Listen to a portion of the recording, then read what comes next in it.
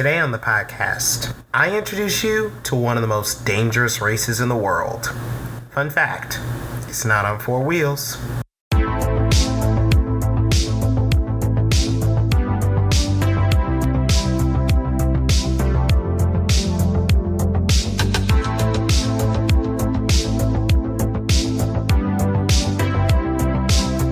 Hop in, buckle up, and get ready to lay it on the line.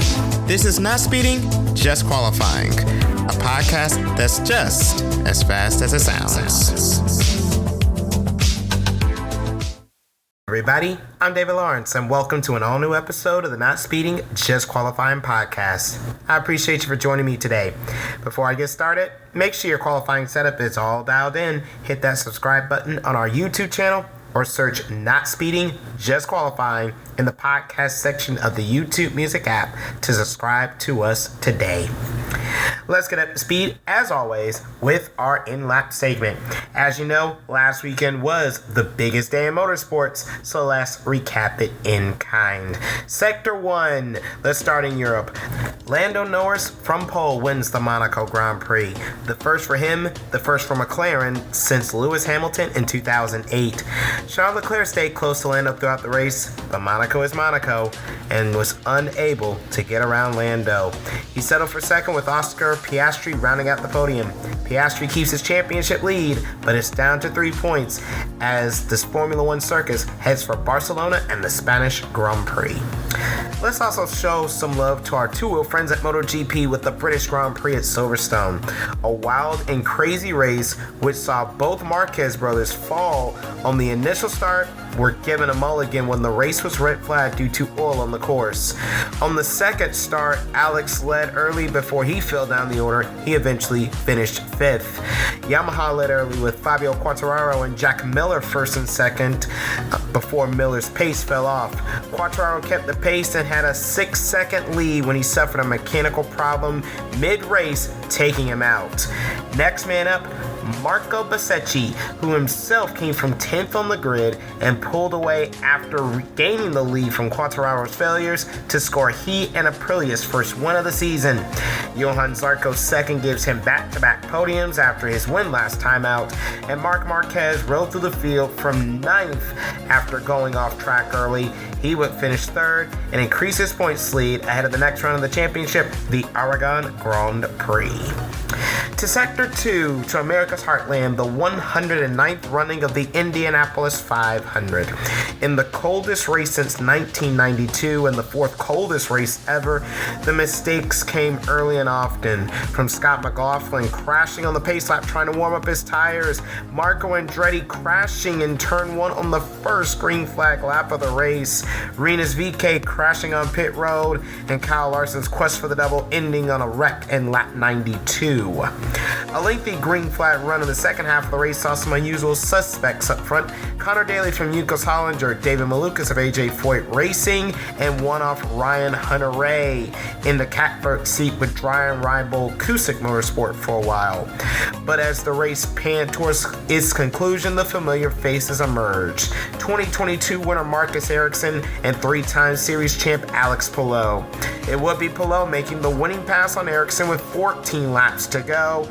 Alex taking the checker flag under yellow as Nolan Siegel crashed in turn 2 on the final lap. Palou becoming the 76th driver to win the Indy 500, the first from Spain, and the 6th Indy 500 for team owner Chip Ganassi.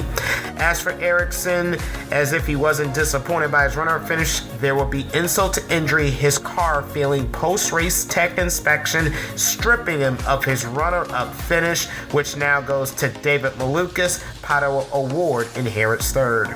After the busy month of May, there's no rest for the weary for the IndyCar paddock. They're off to Detroit this weekend. Rounding out our in-lap today is Sector 3, the Coca-Cola 600. After flying in from Indianapolis, Kyle Larson started on the outside pole opposite Chase Briscoe, his first pole of the season, his first with Joe Gibbs Racing. Larson led early but spun himself out of the lead halfway through stage 1. Larson would never find the lead again, and Larson's very long Memorial Day Sunday eventually ended for good in stage 3 when he was involved in a wreck on lap 245. Opposite of Larson, teammate William Byron dominated the night. He won all 3 stages, led 283 of the 400 laps, but even Byron could not stop the freight train that was Ross Chastain. Chastain crashed in Saturday's practice and, unable to do a qualifying run, started dead last on the field.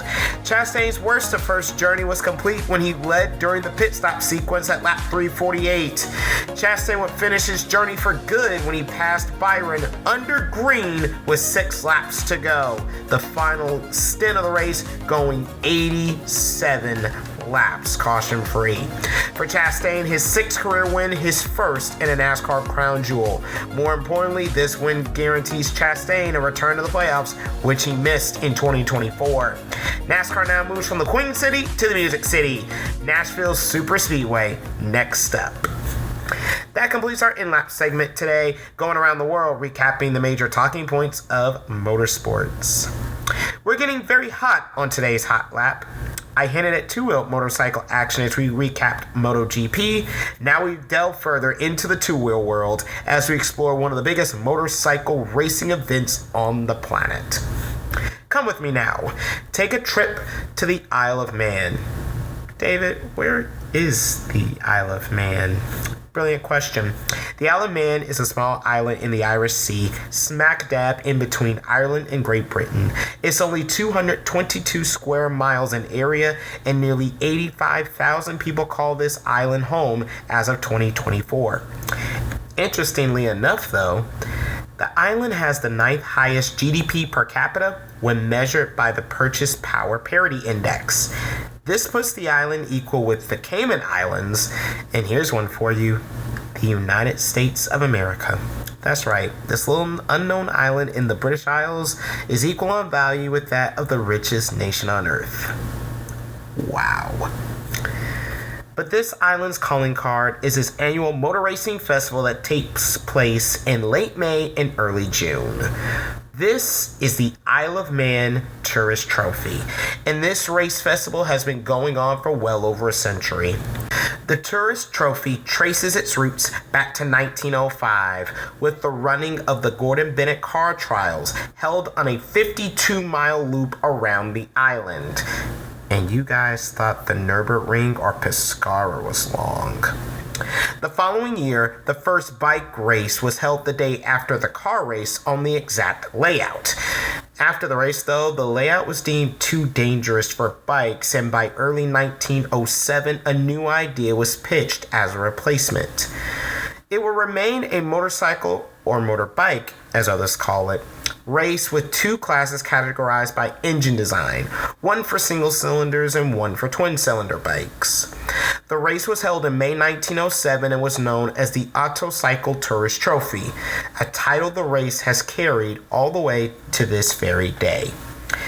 The layout for the inaugural Tourist Trophy was 15 miles long, and like the original 52-mile layout from the year prior, consists entirely of public road. The 15-mile layout would stay until 1910. But for the following year's race in 1911 would be the introduction of the Snaefell Mountain Course, simply known as the TT Mountain Course. The lap is 37 miles, 60 kilometers long, and it consists entirely of public road. No permanent portions. Yes, some alterations have been made to the road over the years, but the layout is primarily the same in 2025 as it was in 1911. As for the race continued to grow in the early 20th century. Of course, the race was not held during World War years. No races between 1915 and 1919 for World War I, and again in 1940 to 1946 for World War II. After World War II, however, the race would gain significant boost as it became part of the inaugural Motorcycle World Championship what we know today as MotoGP in 1949. The race would stay a part of the Motorcycle World Championship calendar all the way up to 1976. And this race was won by the greats of the championship, Mike Hailwood, John Surtees, and Giacomo Agostini, just to name a few, secured victory on the aisle during the World Championship era. Starting in 1977, after the World Motorcycle Championship ended its run, the Formula One Superbike regulations were chosen. This era saw names such as Carl Fogarty, a future Superbike World Champion, Joey Dunlop, and David Jeffries dominate the aisle and become household names. Since 2004, the race uses FIM World Superbike technical rules. Now, as prominent and prestigious as the race is known globally, the race is also recognized as one of the most dangerous. Since the mountain course's inception for the Tourist Trophy in 1911, 281 fatalities have occurred in connection to the layout and this race. This does include officials and spectators. The deadliest year on record, surprisingly, was not in the early years, but in 2005, yes, a mere 20 years ago, when there were 10 deaths recorded during the 2 weeks of the festival between practice, qualifying, and the races. In fact, there's been a death every year the race has been run since 1937, with the sole exception of 1982. The race's place, and if it should be ran at all, was called into question recently after 2022.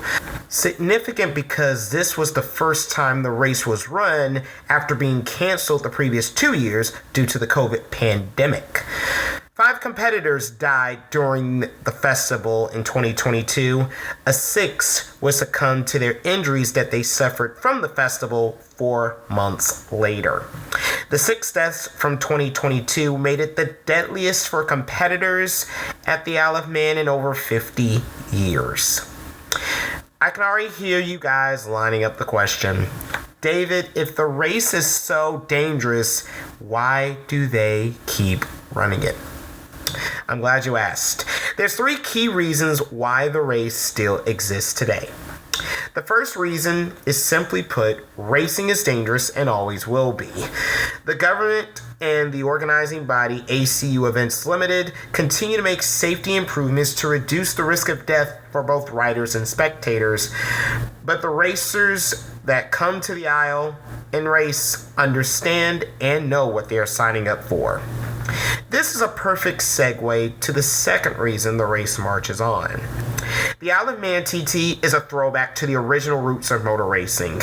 The mountain course is one of the last examples in the world of road racing in its purest form. No semi-permanent section, no runoffs, no double lap penalty loops, just the highways and the rural roads that are used by the locals the other 50 weeks of the year. And yeah, call them crazy, but the riders relish the challenge of racing around this picturesque island, blasting through the villages along the route at over 180 miles an hour. It's equally a thrill for the locals, who welcome the race, riders, and fans with open arms. And this leads us to the third and final key reason why this race keeps pushing forward, and the reason you should have seen coming by now. The Tourist Trophy is an economic lifeline for the Isle of Man. According to Autosport, the 2 weeks of the Tourist Trophy festivities in 2019 raked in 37 million British pounds for the island. Fans, competitors, teams get their places to stay, take in the local cuisine, and I'm pretty sure first-time tourists take in the island as a whole while they're there. It's 2 weeks, you got plenty to see. The race is also a key in getting foreigners to make the Isle of Man their permanent home. In short, this is not a simple pull-the-plug situation, as there is far more behind the veil that must be considered. With that being said, There will be a tourist trophy festival taking place in 2025. In fact, it's taking place right now. If you're listening to this podcast on the day it drops, we are in the middle of practice and qualifying week on the Isle, with racing set to begin Saturday, May 31st and continuing through Saturday, June 7th. So let's break down what goes on during a race meeting. As mentioned, the first week consists of 2 days of practice, 1 day for rookies or newcomers according to the TT website, and a day for testing practice. Following 2 days of practice, 3 days of qualifying for the 6 divisions. Finally, there are 6 days of racing with 2 rest days sandwiched in, which serve as backup days just in case situations move racing around during the week, with the final day saved for the grand finale. And in between the racing action, yes, the roads are open to the public and locals. The races are conducted in a time trial format and was simply known as a clutch start, where racers are started single file, one by one, in 10-second intervals. This goes until the last competitor takes the start, and whoever completes the distance in the quickest time wins the race. Not necessarily the first rider across the line. Due to the intervals, a rider behind could possibly have completed the race in a faster time. Therefore, it goes by time, not who crosses the line first. So, I mentioned 6 races, or 6 divisions. Let's go over each of them very briefly. Sidecar are purpose-built chassis that have 2 riders, a pilot and a passenger, 3-wheeled excitement. The Super Twin class consists of 700cc engine displacement and are based off of middleweight bikes that you see on the road every day. Super stock is what the name maybe suggests.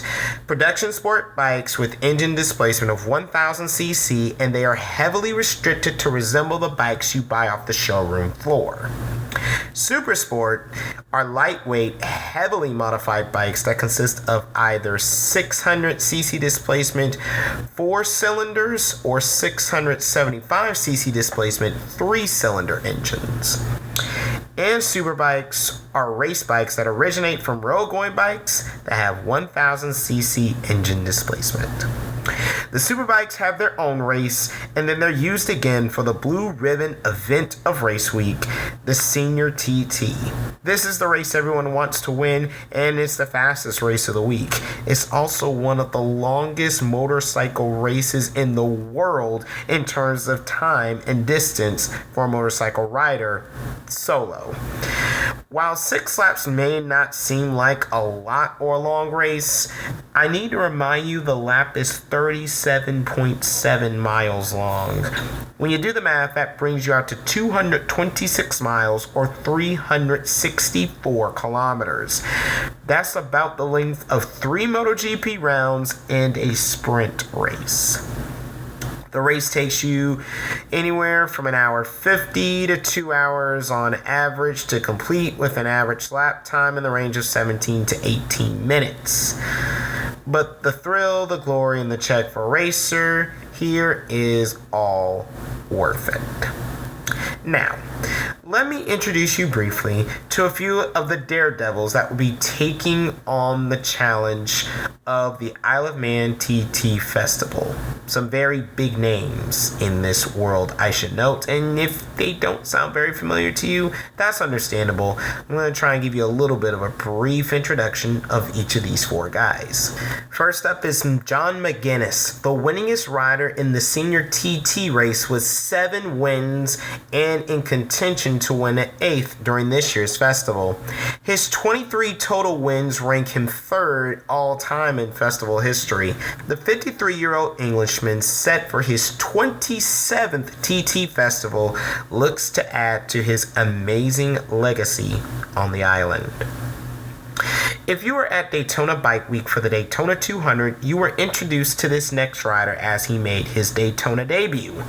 But he's back on his turf as King of the Mountain. Michael Dunlop of Northern Ireland is in a lineage of TT royalty. is saying something when you break the festival record as the winningest rider ever that belonged to your uncle. After the 2024 festival, Michael is sitting on 29 victories and only looks to add more in 2025, including chasing his fourth senior TT victory.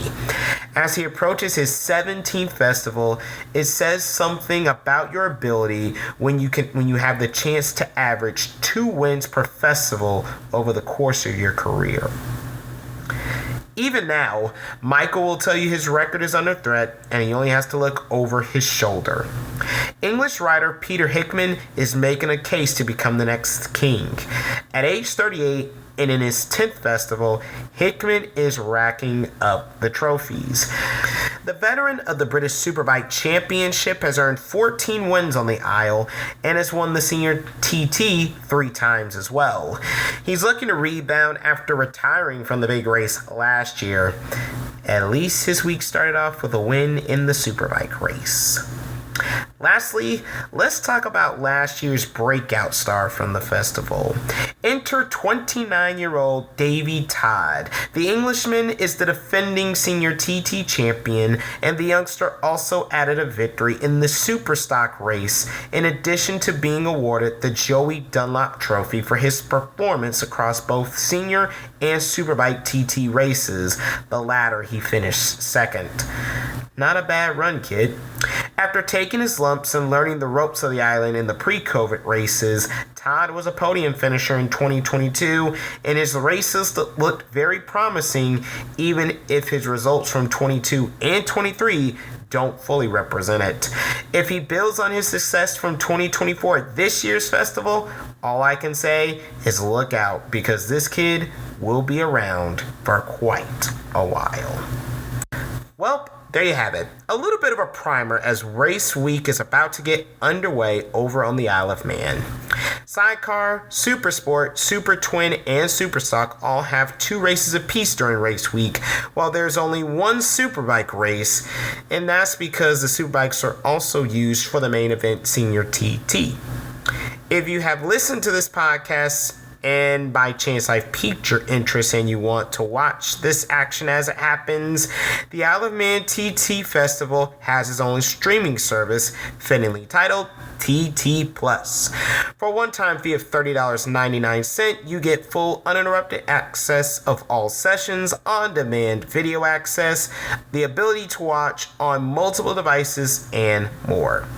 Go to www.iomttraces.com and click on the orange TT button at the top of the home screen to subscribe so you don't miss any of the race week action. Again, that's www.iomttraces.com and click the orange TT Plus button at the top of the home screen. Follow the prompts and subscribe so you don't miss any of the action.